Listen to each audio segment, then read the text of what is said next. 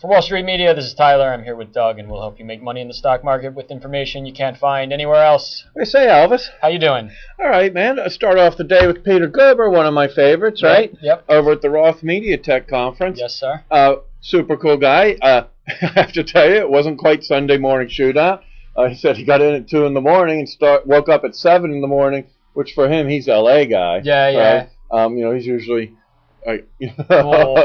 studio head. I don't think he's waking up at 4 in the morning a whole heck of a lot. But super cool guy. We shot some video of him. You're not done that yet. Making the DVD. I'll have that here Perhaps soon. reading the sports pages a little bit less might contribute to that turning around. Guys, if you want to see the Roth conference, we just did Playboy. Just finished a little bit ago. And we've got a handful of other companies in there. China Cablecom I liked. They had an interesting idea where they wanted providers of new technology to put it up and then get financed out of the consumer. And I thought, man, these guys are not following, right, like the old school rules. They're breaking down. Just like when you watch like the Olympics, right? And like the choreography they had and the ideas they had and the stadiums and everything, right? Were just completely different than anything else. And that's what they were thinking. I thought, wow, it's really cool. You know, you can see the whole thing. Why don't you tell the nice people? You can see the whole thing at wsw.com/webcast/Roth19. And they can go back and take a look at Sterling Bancorp's Investor Day. You said you liked them. Yeah, I like Sterling. They seem like a pretty, strong bank in a rough time, and they're doing okay from what they were saying. Solid, smarties, right? And that's at wsw.com webcast/STL. Okay. And we've got another analyst day today, but this is an analyst investor day, right, where it's actually just, the CEO, the chairman and CEO is going to begin speaking at 5. But then they have their scientists they're going to talk about, and they have some pretty interesting products, right? Something for diabetes, something for juvenile arthritis, right? Yep. And they're going to talk about antibodies. And that begins at 5 o'clock today, kids. And you can find that at wsw.com/webcast/XOMA. Thanks, Tyler. My pleasure, Doug. And we have some management changes from Andy's Librum.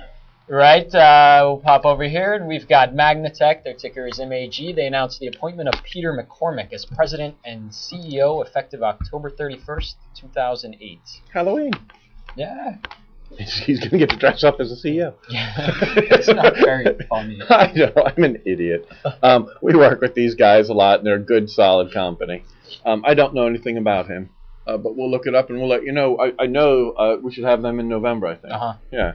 All right, we've also got Plato Learning. Their ticker is TUTR, which is tutor for those of you. If Sophia was here, she would be she would love all over that. Unfortunately, she had to get her nails done. And unfortunately, it's me here, and I'm not at all exciting. Tyler. So Plato Learning. You're very exciting, kid. You watch it.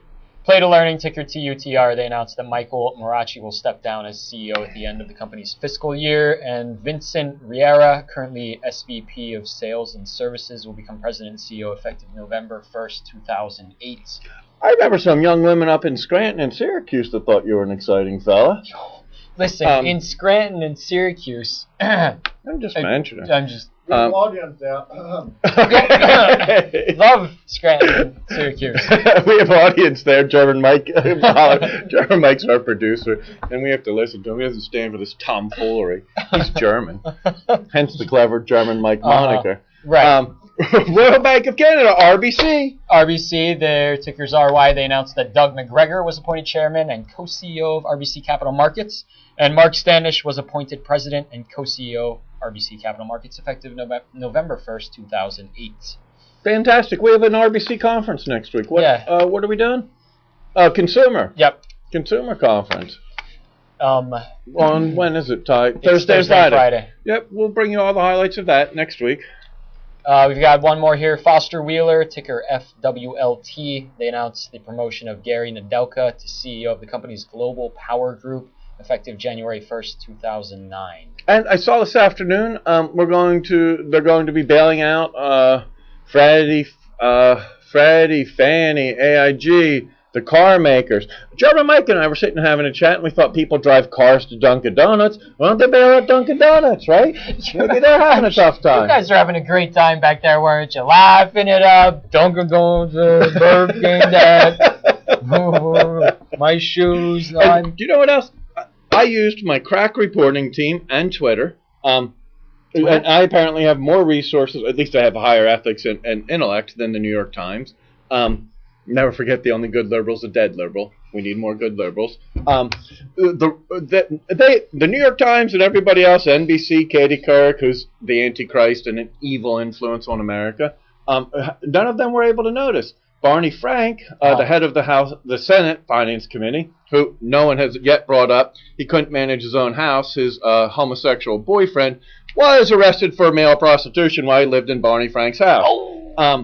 At about the same time, Barney and Bill changed the lending requirements for Fannie and Freddie and forced through, Barney and Bill Clinton, that is, that Fannie and Freddie, because they were like government agencies, right, to have 50% of their borrowing go through to low-income and unqualified buyers. They forced that through. They control them. No one's mentioned this. You tune in and listen to your Uncle Doug. I'll tell you the truth. And so there were no longer, credit scores were no longer relevant. It was if you were in a poor zip code that had low income and you had low income and you had bad credit, Bill Clinton and Barney Frank forced Fannie and Freddie to do at least 50% of their loans to those people. Wow. So we're not actually bailing out Wall Street, boys and girls. We're bailing out what Bill Clinton and Barney Frank forced through, which was giving loans to people with bad credit because they lived in poor zip codes. I don't know if that's a good plan there. It turns out that it's not. But every time I look on any kind of the news pages, it tells me they're bailing out Wall Street. Yeah. And it didn't really seem to me that was Wall Street. It seemed to me it was like the opposite of Wall Street, which actually has a pretty expensive zip code. So anyhow, the next time you see the bailing out Wall Street headline, you'll know that whatever place you're reading that from, they're lying to you. What's the zip code over there at the White House? I don't know. Yeah, I don't either. But that's what they forced through, so you won't be bailing out Wall Street. You'll be bailing out all the people who went and signed all the papers, said they were adults, said they were human beings, sentient things, signed papers, said they could afford to make the payments. The banks were forced to make the loans to these people by Bill Clinton and Barney Frank. And now, so you'll be bailing out Bill Clinton, Barney Frank, and the people who said they were adults, said they were equals, and signed for loans that they now can't pay. And the car manufacturer. And the car manufacturers, one of which is private. So you're not even looking out for the shareholders. Yeah, they were bought out by a private equity company, right? Chrysler. They're not a public company, so you're not bailing out shareholders. You're bailing out private equity guys that bought Chrysler. Guys, do you know something? The world is crumbling. The world is crumbling. We are socialist. Worse than socialist. We're just giving to the failures. Well, we did. We gave, and now we're really paying for it. Yeah. But so anyhow, when you see these figures of the money that you're giving it to someone who was forced to loan money by Bill Clinton and Barney Frank to people who they had to disregard their credit scores, their income, and everything else. But nevertheless, these people went in and signed papers and said they were going to pay it, and they didn't. So you're bailing them out. Tune in to your Uncle Doug for more facts. I'm the only one in America that'll tell you. Wonderful. We're out of time here. You can find us every day at WSMCO.com. Thank you for joining us, and we'll see you next time.